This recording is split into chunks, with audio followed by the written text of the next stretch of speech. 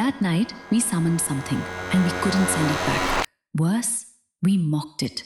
We treated it like a toy, like entertainment. It took that personally. The autumn wind battered against the windows of Redwood Hall Women's Dormitory, a sprawling Gothic structure built in 1923 on the outskirts of Salem, Massachusetts. It was October 1985, and 6 college freshmen had gathered in room 313 on the 3rd floor, armed with contraband wine coolers, a Ouija board from Spencer's Gifts, and a photocopied page from a book called The Lesser Key of Solomon that Jessica's older brother had given her as a joke. "This is so stupid," laughed Brittany, the blonde cheerleader from Connecticut, taking a swig from her wine cooler. "You guys seriously believe in this crap?" Jessica Martinez, the group's unofficial leader and a psychology major who fancied herself worldly and fearless, shot her a withering look. "It's just for fun, Brit. Don't be such a buzzkill. Besides, my brother said he did this at MIT last year, and some crazy shit happened." The other girls, shy, bookish Amanda, punk rock wannabe Diane with her spiked hair and safety pins, sweet Southern belle Caroline, and Rachel, the rabbi's daughter who was already regretting this decision, arranged themselves in a circle on the dingy carpet. They'd pushed Amanda's twin bed against the wall and drawn a crude circle with sidewalk chalk they'd stolen from the elementary school across the street. Okay, Jessica said, her dark eyes gleaming with mischief in the candlelight. She'd insisted on candles, 13 of them, arranged in a specific pattern she'd memorized from the photocopied page. "Everyone put your fingers on the planchette. Lightly, don't push it." The Ouija board sat in the center of their circle, its alphabet arc seeming to grin up at them in the flickering light. Outside, the wind picked up, rattling the old windows in their frames. "What spirit are we even calling?" Rachel asked nervously, her hand trembling slightly as she placed her fingers on the planchette. "Jess, your brother's note said we need to be specific." "I know what I'm doing," Jessica snapped, though truthfully, she'd only skimmed the instructions. She'd been more interested in the dramatic elements, the performance of it all. "We're calling forth a spirit from the other side. Any spirit, whatever wants to talk." Amanda cleared her throat. "Actually, the book specifically says not to do that. It says you should never issue an open invitation because..." "Because what? Because the boogeyman might get us?" Brittany cackled, already tipsy. "Come on, Amanda, live a little." Jessica began to chant the words from the photocopied page, her voice taking on an affected, theatrical quality. "Spirits of the other side, we call to you across the veil. We open the door between worlds. Come, speak with us, show us your power. We summon you, we command you. Jess, you're not supposed to command anything," Rachel interrupted, her face pale. "My dad told me about this stuff. You never command. You always ask respectfully, and Your dad's a rabbi, not a demonologist," Jessica said dismissively. "Now shut up and concentrate." She continued the chant, making up words when she couldn't remember the exact phrasing, her voice rising in volume. The other girls exchanged nervous glances, but kept their fingers on the planchette. The candle flames flickered wildly, though the windows were closed. For several minutes, nothing happened. Then the planchette moved. "Someone's pushing it," Brittany accused. "I'm not," the others chorused. The planchette slid slowly, deliberately, to the word yes, printed in the upper left corner of the board. "Holy shit," Diane breathed. Jessica's heart was pounding, but she forced herself to stay calm, to maintain control of the situation. "Spirit, what is your name?" The planchette moved again, this time with more force, jerking from letter to letter. VALEFOR. Rachel gasped. Oh my God, no! Jess, we need to stop, right now!" "What? Why?" Jessica demanded. "That's a demon!" Rachel's voice was shrill with panic. "Valefor is one of the 72 demons from the Ars Goetia. My father has the book. Jess, we need to close this circle right now." But Jessica was thrilled, energized by the fear in her friend's voice, by the way the planchette was moving with such force that it was almost pulling their hands along with it. This was real. This was actually real. "Valefor," she said, her voice dripping with false bravado. "Are you here with us?" "Yes." "Can you prove it? Can you show us something?" The planchette flew to "No." then moved again. U will Z. Then all 13 candles went out at once. The girls screamed. Someone, Caroline probably, started crying. Rachel was praying in Hebrew. Brittany fumbled for the light switch and flipped it on, flooding the room with harsh fluorescent light. They stared at each other, breathing hard. That was probably just the wind, Amanda said weakly. A draft or something. There's no draft, Diane said, her punk rock bravado cracking. The windows are shut. Jessica was grinning, her face flushed. That was amazing. Did you see that? It spelled out an actual demon name. This is dangerous, Rachel shouted. Jess, you opened a door. We have to close it. The ritual has to be completed properly or what? Brittany challenged, though she looked shaken. It's just a stupid board game. You're all being ridiculous. My brother said the same thing, Jessica admitted. He said the most important part is the closing. You have to formally dismiss the spirit, thank it for its time, and close the door you opened. Otherwise, it can linger. Well then do it, Caroline sobbed. Do it right now. Jessica picked up the photocopied page, squinting at it in the fluorescent light. But the closing ritual section was cut off at the bottom of the page. Her brother must have only copied the first page, not the complete instructions. Jessica said. Rachel repeated, her voice rising dangerously. Jess, please tell me you have the complete ritual.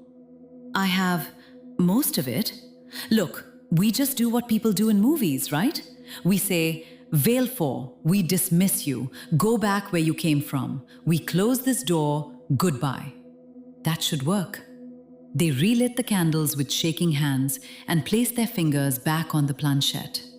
Veil 4, Jessica said, trying to sound authoritative, but hearing the tremor in her own voice. Thank you for speaking with us. We now dismiss you. Go back to where you came from. We close the door between our worlds. Goodbye. The planchette didn't move. Is it gone? Brittany whispered. I don't know, Jessica admitted. Try to move the planchette to goodbye. They pushed it to the word goodbye, printed in the lower right corner. The planchette slid easily under their fingers. Too easily, with none of the resistance they'd felt before. There, Jessica said, forcing confidence into her voice. We did it. The doors closed. But Rachel was shaking her head, tears streaming down her face. You don't know that. You don't know if it worked. Jess, what have you done? Nothing, Jessica insisted. It's fine. Everyone just calm down. We had our fun. We said goodbye. It's over. Let's clean this up before someone comes to check on us. They packed away the Ouija board, erased the chalk circle, blew out the candles. By the time they finished, it was past midnight. The girls dispersed to their rooms, though Rachel grabbed Jessica's arm at the door. If anything happens, Rachel said urgently, anything at all, we need to get help, real help. My father knows people, rabbis who deal with this kind of thing. Nothing's going to happen, Jessica said, pulling her arm away. But even as she said it, she felt a cold sensation down her spine, like invisible fingers trailing across her skin. She told herself it was just her imagination. She was wrong. The first sounds started at 3:17 a.m. Amanda was awakened by what sounded like footsteps in the hallway. Heavy, deliberate footsteps that seemed to stop right outside her door. She lay frozen in her bed, staring at the crack of light beneath the door, waiting for the shadow of feet to appear. But there was no shadow, just the sound of footsteps pacing back and forth. Then scratching. Long, slow scratching sounds like fingernails dragging down the wooden door. Amanda pulled her blanket over her head and didn't emerge until morning. 2 floors above, Caroline heard knocking on her window, which should have been impossible since she was on the 5th floor with no fire escape. When she worked up the courage to look, she saw nothing but darkness and her own terrified reflection. The knocking continued for 20 minutes. Diane, whose room was at the end of the third-floor hallway, heard what sounded like furniture being dragged across the floor in the empty room next to hers. The room that had been vacant since a student had withdrawn in September. She put in her earbuds and cranked her Ramones cassette to full volume, but she could still hear it, the grinding, scraping sound of something heavy being moved. Jessica, in room 313, heard nothing. But when she woke up at 6 a.m. to get ready for her early class, she found all 13 candles they'd used arranged in a perfect circle on her desk. She'd thrown them away in the trash can down the hall. She was certain of it. She gathered them up with trembling hands and threw them away again, this time in the dumpster behind the building. At breakfast in the cafeteria, the 6 girls found each other instinctively, drawn together by shared terror none of them wanted to voice. "Did anyone else hear weird sounds last night?" Amanda finally asked. Everyone except Jessica raised their hands. "There's been a problem with the peeping Tom," Brittany said, grasping for a rational explanation. "A stalker or something. Campus security sent around a notice last week. It's probably just that creep messing with people." "On the 5th floor?" Caroline asked. "How would he get to my window?" "Ladder," Brittany insisted. Or he's going on the roof somehow. There's a logical explanation." But her voice lacked conviction. Jessica felt the weight of their stares. "Look," she said quietly, "maybe we didn't close the door properly. Maybe we should try again." "No!" Rachel nearly shouted, drawing looks from nearby tables. She lowered her voice. "No, absolutely not. We're not summoning that thing again. We need to get help. Real help." "From who?" Diane challenged. "An exorcist? This is Massachusetts, not the Middle Ages." "My father." "Your father's in New York," Brittany interrupted. "And what are we supposed to tell him? Hey, Rabbi Goldstein, we summoned a demon at a slumber party. Can you fix it?" They'll think we're crazy, or drunk, or both. They decided, finally, to report the disturbances to the dorm supervisor, Mrs. Halloway, a stern woman in her 60s who'd been running Redwood Hall since before any of them were born. Mrs. Halloway listened to their stories with a skeptical expression. "Girls," she said when they finished, "we've had reports of a prowler on campus. Campus security is handling it. In the meantime, keep your doors locked and your windows secured. If you see or hear anything directly threatening, call the front desk immediately and we'll contact the police." "But Mrs. Halloway," Amanda protested, "there's no way someone could have been at all of our windows." "Are you suggesting," Mrs. Halloway interrupted coldly, "that this dormitory is haunted?" The girls fell silent. "This is an institution of higher learning," Mrs. Halloway continued, "not a venue for supernatural hysteria. I expect you all to behave like the rational, educated young women you're supposed to be. Now, unless you have actual evidence of a crime, I suggest you return to your studies." Dismissed and humiliated, they slunk away. That night, the sounds were worse. The footsteps were everywhere now, in the hallways, on the stairs, in the walls themselves. Students all over Redwood Hall reported the same phenomena. Heavy footsteps, scratching sounds, knocking that seemed to come from impossible places. Mrs. Halloway, furious and convinced there was an intruder, called the police. At 11 p.m., 5 police officers arrived and conducted a floor-by-floor search of the building. All 127 residents were evacuated to the parking lot in their pajamas, while the officers went through every room, every closet, every storage space. They found nothing. "There's nobody here," the lead officer told Mrs. Halloway. "No signs of forced entry, no evidence anyone's been in these rooms. Are you sure your girls aren't just pulling a prank?" "These are serious young women," Mrs. Halloway insisted, though she was beginning to doubt it herself. "They wouldn't—" A scream cut through the night. Everyone in the parking lot turned toward the sound. One of the police officers was backing out of the main entrance, his face white, his hand on his gun. "What is it?" his partner called. "What did you see?" I don't know," the officer stammered. "I was in the east stairwell, 3rd floor. I heard something above me, heavy footsteps. I called out, no one answered. I went up to the 4th floor and..." He swallowed hard. "The footsteps were behind me, but there was no one there. I turned around and there was no one on the stairs, but I could still hear them, coming toward me." The other officers exchanged glances. "Carbon monoxide?" one suggested. "Old building like this could have a leak causing hallucinations." "We all heard the footsteps," another officer countered. "Multiple witnesses reported the same thing. That's not a gas leak."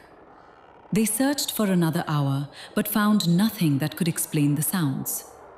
Eventually, they allowed the residents back inside, though many chose to sleep in friends' rooms rather than be alone. Jessica lay awake in room 313, staring at the ceiling. Around 2 a.m., she heard her doorknob rattle. "Who is it?" she called out. No answer. Just the sound of the doorknob turning slowly, though the door was locked. "I said, who is it?" Jessica's voice was shrill now. The doorknob stopped turning. Then came 3 deliberate knocks, so hard they rattled the door in its frame. Bang, bang, bang. Jessica pulled her blanket up to her chin, her heart hammering. "Go away!" A voice came through the door, low, rasping, ancient and wrong. "You called me, Jessica. You invited me in. Why do you want me to go away?" Jessica couldn't breathe, couldn't move, couldn't scream. "You mocked me," the voice continued, each word like gravel scraping against stone. "You and your friends. You laughed. You played with powers you cannot comprehend. Did you think there would be no consequence?"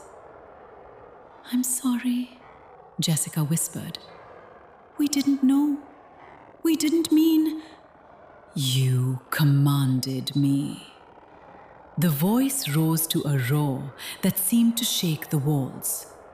"You, a child, a mortal, dared to command Valefor, Duke of Hell, commander of 10 legions. You will learn respect. You will learn fear. You will learn what it means to summon forces beyond your understanding." The doorknob began to turn again, faster now, twisting violently even though the door remained locked. Jessica scrambled out of bed and backed against the far wall, grabbing the cross necklace her grandmother had given her. "In the name of Jesus Christ, I command you to leave," she shouted, remembering every exorcism movie she'd ever seen. The doorknob stopped. Then came the sound of laughter. Deep, cruel laughter that seemed to come from everywhere and nowhere, filling the room until Jessica had to cover her ears. "Your savior has no power here," the voice said, almost mockingly. "Not when you opened the door. Not when you invited me in. This is your doing, Jessica Martinez. You will live with the consequences." The laughter faded, and the hallway fell silent. Jessica didn't sleep for the rest of the night. At dawn, she found that something, had written a message on her bathroom mirror in what looked like soot or ash. Over the next week, the activity in Redwood Hall escalated to the point where it could no longer be ignored or rationalized away. Students reported objects moving on their own. Books flying off shelves, furniture rearranging itself, personal belongings disappearing only to reappear in impossible places. One girl found her jewelry box emptied out, with every piece arranged in a perfect pentagram on her floor.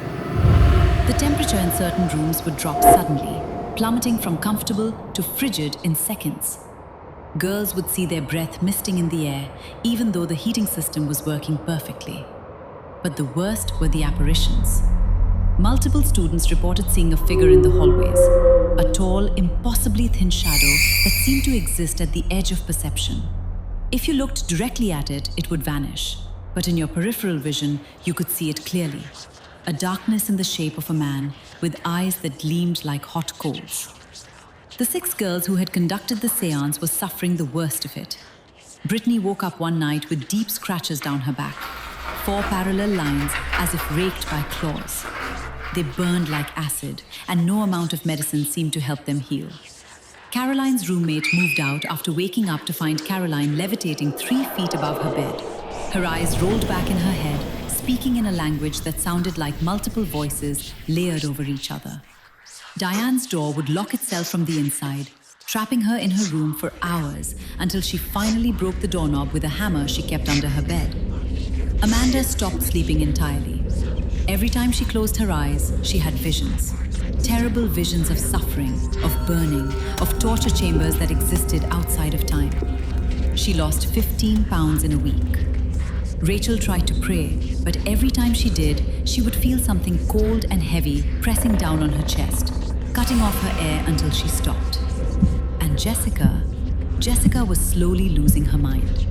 The entity, Veil 4, though she could barely bring herself to think the name, seemed to have singled her out for special attention. It spoke to her constantly, a running commentary of mockery and menace that only she could hear. Did you think you were powerful, little girl? Did you think you were brave? You are nothing, a speck of dust, an insect to be crushed. I could destroy you in an instant, break your mind like glass. But where would be the fun in that? No, I will take my time with you. I will teach you the true meaning of fear. Jessica tried to tell herself it wasn't real, that it was just stress, just her imagination. But then she would find new messages written in her textbooks, in her notebooks, on her skin when she woke up. Words in languages she didn't know, symbols that hurt to look at. The other students at Redwood Hall were beginning to notice that something was seriously wrong. Over 30 residents filed requests to transfer to other dorms. The campus newspaper ran a story about the Redwood Hall haunting that the administration tried to suppress, but which spread like wildfire anyway. Mrs. Halloway called a mandatory hall meeting. I know there have been unusual occurrences, she said, her normally stern face showing cracks of fear and uncertainty. The administration is taking these reports very seriously. We've brought in engineers to check the electrical and heating systems, structural engineers to examine the building for settling or damage that might explain the sounds, and... It's a demon! Someone shouted from the back of the room. It's not a demon, Mrs. Halloway said firmly, though her hands were shaking. There is a rational explanation for... The lights went out. All of them, simultaneously, plunging the common room into absolute darkness. Someone screamed. Someone else began to pray. The emergency lights should have kicked in after a few seconds, but they didn't. Then in the darkness, they heard it. Footsteps. Heavy, deliberate footsteps crossing the room. And that voice, that terrible voice that seemed to bypass their ears and speak directly into their minds. You want proof of what I am? Very well. Bear witness to the power of Veil 4. The emergency lights finally flickered on, casting everything in a sickly red glow. Mrs. Halloway was standing frozen at the front of the room, staring upward. Following her gaze, the students looked up and began to scream. Written across the ceiling in letters 3 feet high, in what looked like scorch marks burned into the plaster, I am here. I will not leave. One of you will pay the price. The dorm was evacuated again. This time, the administration couldn't deny or explain away what had happened. Too many witnesses, too much physical evidence. The university called in a series of experts, a paranormal investigation team from Boston, a priest from the local Catholic church, even a forensic specialist to analyze the burn marks on the ceiling. The paranormal team set up equipment throughout the building: EMF detectors, infrared cameras, audio recorders. Within an hour, they had documented enough anomalous activity to fill a research paper. One of their cameras captured a clear image of a shadow figure in the third-floor hallway.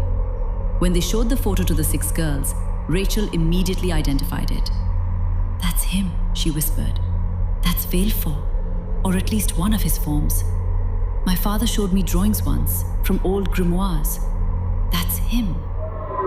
The priest, Father Michael O'Brien, a young man barely 30 who had studied at the Vatican, interviewed the girls together. "Tell me exactly what you did," he said. "Every detail. Don't leave anything out." They confessed everything: the Ouija board, the incomplete ritual, the mocking, the failed attempt to close the door. Father O'Brien's face grew grimmer with each detail. "You didn't just call to a spirit," he said when they finished. "You specifically summoned Valefor by name. That's not a random ghost or a minor entity. Valefor is one of the 72 demons of the Ars Goetia, a duke of hell commanding 10 legions. He appears in the form of a lion with the head of a man, or as a shadow, or in dreams.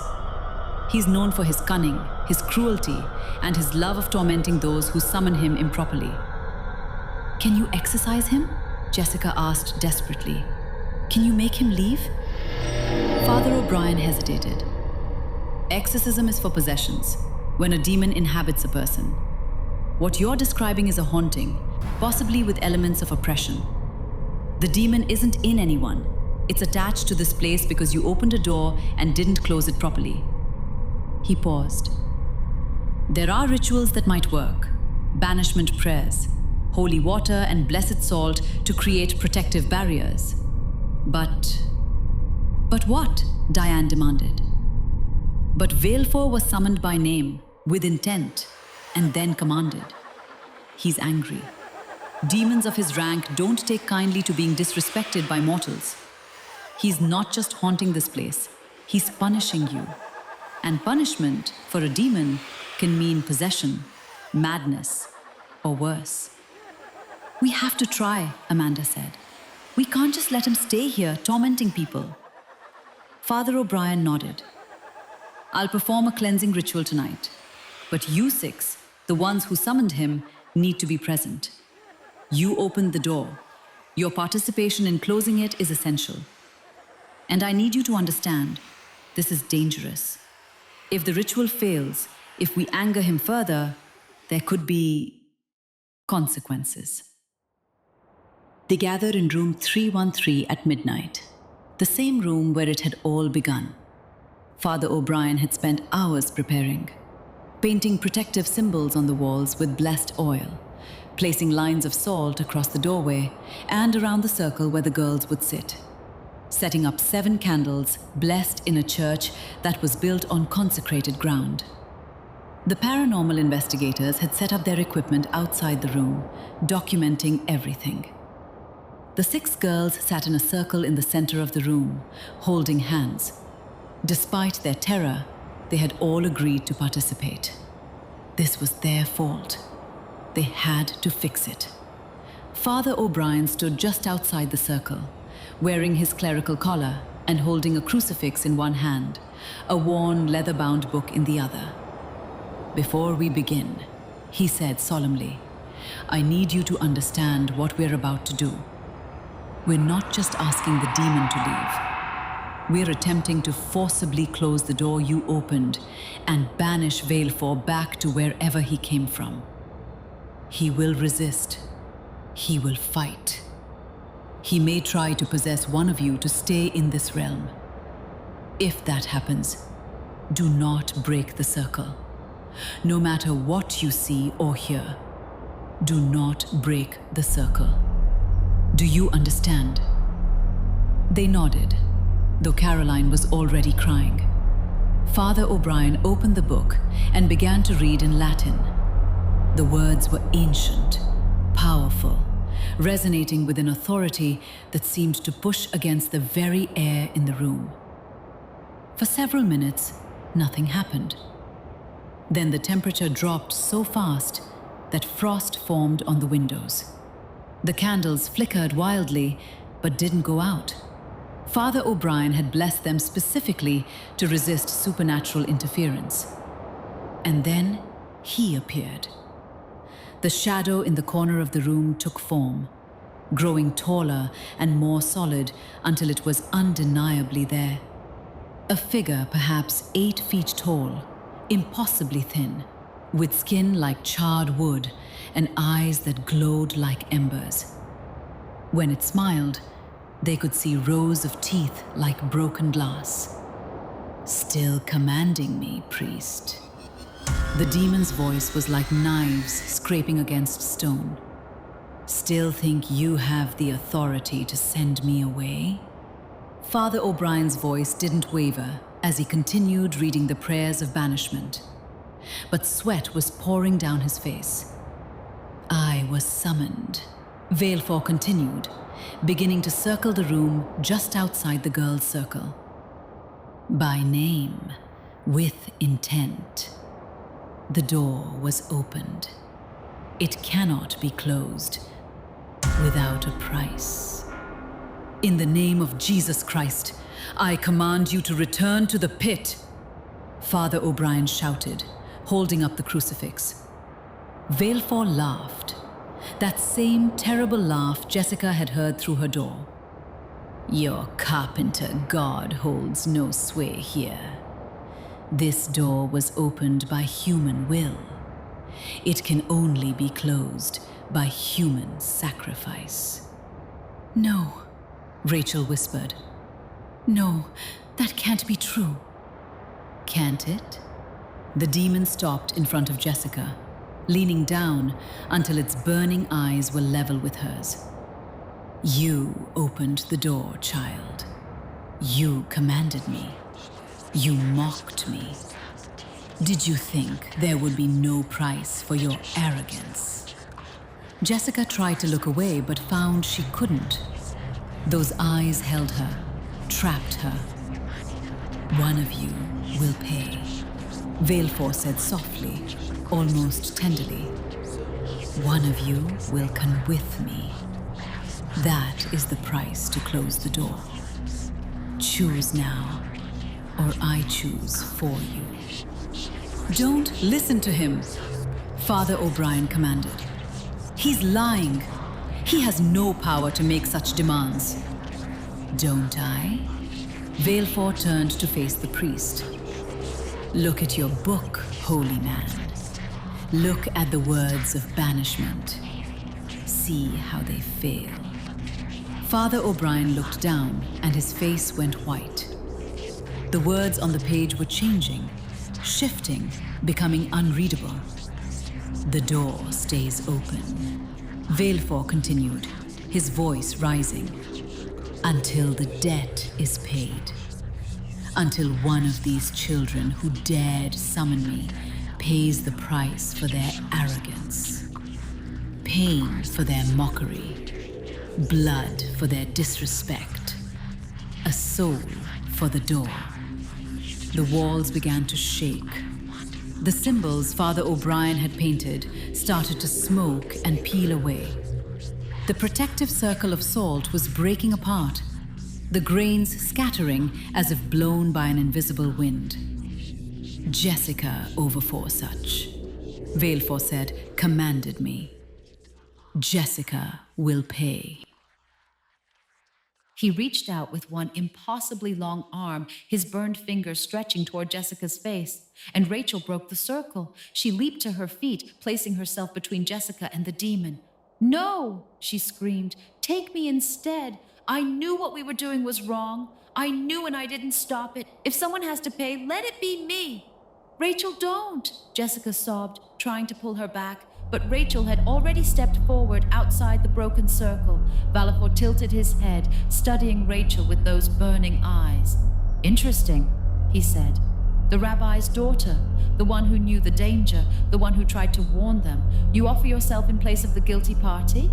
Yes, Rachel said, though her voice shook. Yes, let them go. Take me instead. The demon smiled. Such sacrifice, such nobility. It won't save you, you know. It won't save any of you, but it will be entertaining. He reached out and touched Rachel's forehead with one finger.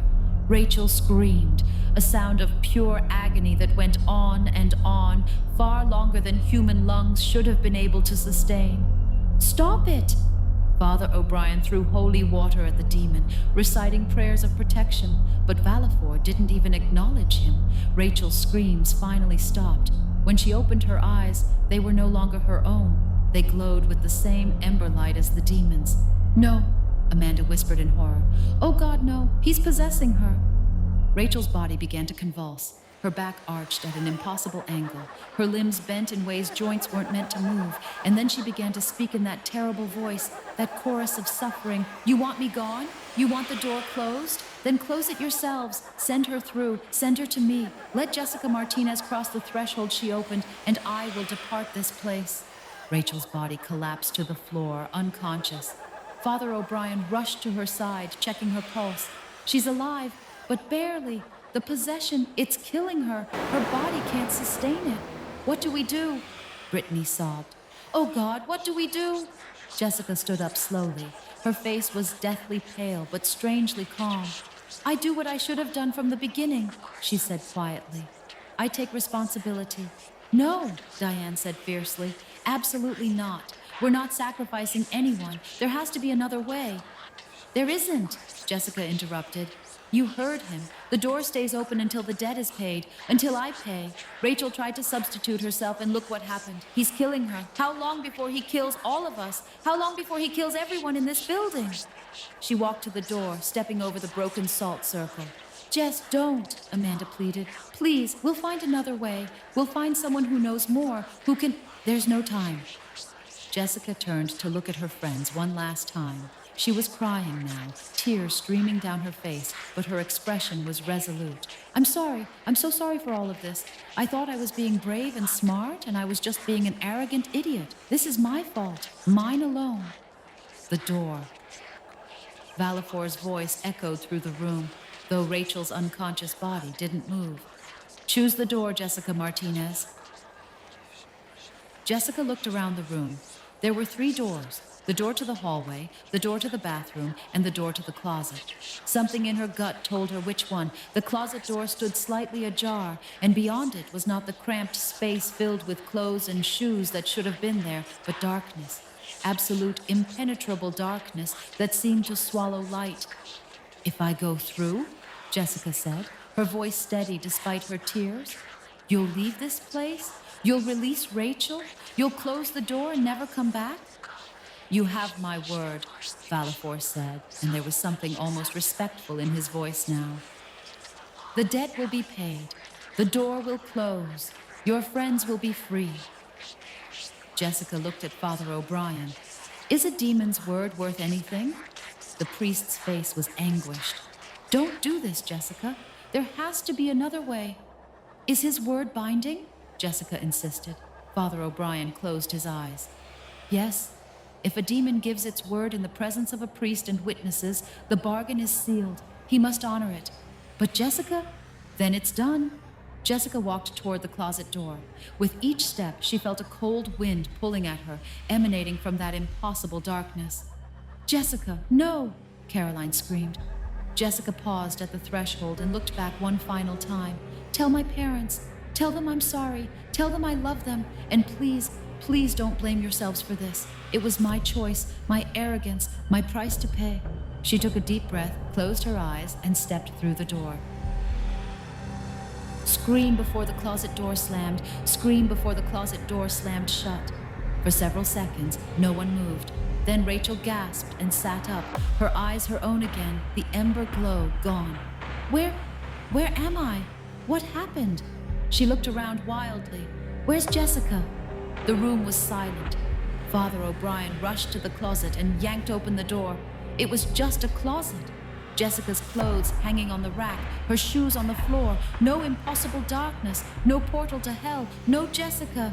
She's gone, he whispered. The temperature in the room began to return to normal. The oppressive weight in the air lifted. Outside, the paranormal investigators' equipment was going crazy, alarms blaring, before suddenly all going silent at once. Rachel began to sob. "What have we done? Oh God, what have we done?"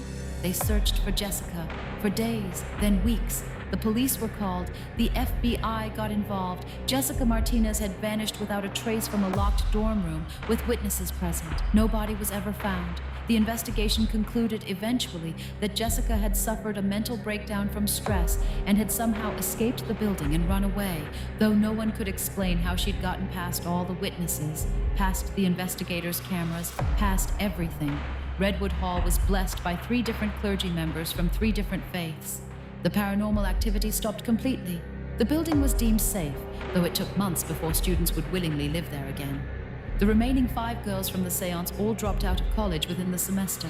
Rachel went home to New York and never spoke of what happened. Caroline entered a convent. Brittany moved to California and refused to discuss that night with anyone. Diane changed her name and disappeared. Amanda spent 6 months in a psychiatric facility before finally managing to build some semblance of a normal life. Father O'Brien requested a transfer to a monastery in Colorado, where he spends his days in prayer and penance. And sometimes, late at night, students at Redwood Hall report hearing sounds from room 313.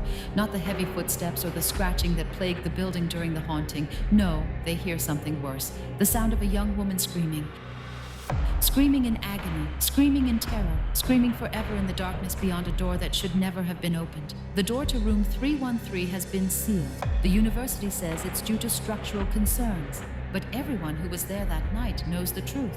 Some doors, once opened, can never truly be closed, and some prices, once paid, last for all eternity.